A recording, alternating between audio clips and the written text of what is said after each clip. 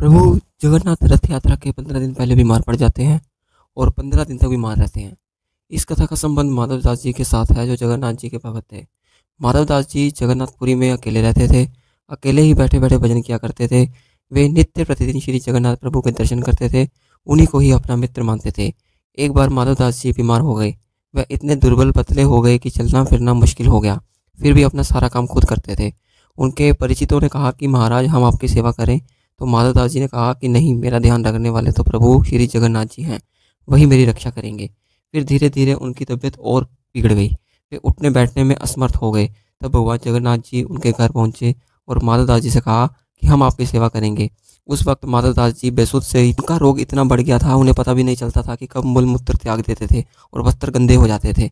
तब भगवान जगन्नाथ जी ने 15 दिन तक उनकी खूब सेवा की। उनके गंदे कपड़ों को भी धोया, उन्हें नहलाया भी। जब माधवदास जी को होश आया तो उन्होंने तुरंत पहचान लिया, यह तो मेरे प्रभु हैं। यह देखकर माधवदास जी ने पूछा कि आप त्रिलोक के स्वामी हैं, आप मेरी सेवा कर रहे हैं। आप चाहते तो मेरा रोग क्षण में दूर कर सकते थे, परंतु आपने ऐसा ना करके मेरी सेवा क्यों की?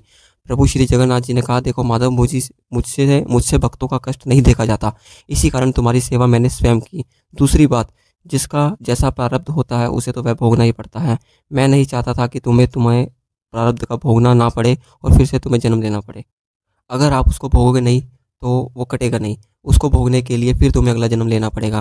परंतु तुम फिर भी कह रहे हो, तो अभी तुम्हारे हिस्से के 15 दिन का प्रारब्ध का रोग और बचा है, तो अब 15 दिन का रोग मैं ले लेता हूँ और अब तुम मुक्त हो। इसके बाद प्रभु जगन्नाथ खुद 15 दिन के लिए बीमार पड़ गए। इसी घटना की स्मृति में तभी से रथ यात्रा के पहले प्रभु जगन्नाथ बीमार पड़ जाते हैं। और रथ यात्रा के पीछे का जो पौराणिक मत यह है कि स्नान पूर्णिमा यानी ज्येष्ठ पूर्णिमा के दिन श्री जगन्नाथ जी को और बड़े भाई बलराम तथा बहन सुभद्रा जी को उनके रत्न सिंहासन से उतारकर मंदिर के पास बने स्नान मंडप में ले जाया जाता है और फिर 108 कलशों से उनका शाही स्नान होता है। फिर मान्यता है कि इस स्थान से प्रभु बीमार हो जाते हैं और फिर जगन्नाथ जी को 15 दिन तक विशेष कक्ष में रखा जाता है, जिसे ओसरघर कहते हैं। इस 15 दिन की अवधि में जगन्नाथ जी के प्रमुख सेवकों और वैद्यों के अलावा कोई और नहीं देख सकता। इस 2 दिन बाद स्वस्थ होकर कक्ष के बाहर निकलते हैं जगन्नाथ जी और भक्तों को दर्शन देते हैं, जिसे नव यौवन नेत्र उत्सव भी कहते हैं। इसके बाद श्री जगन्नाथ जी बड़े भाई बलराम और सुभद्रा के साथ रथ यात्रा पर विराजमान होकर नगर का भ्रमण करते हैं।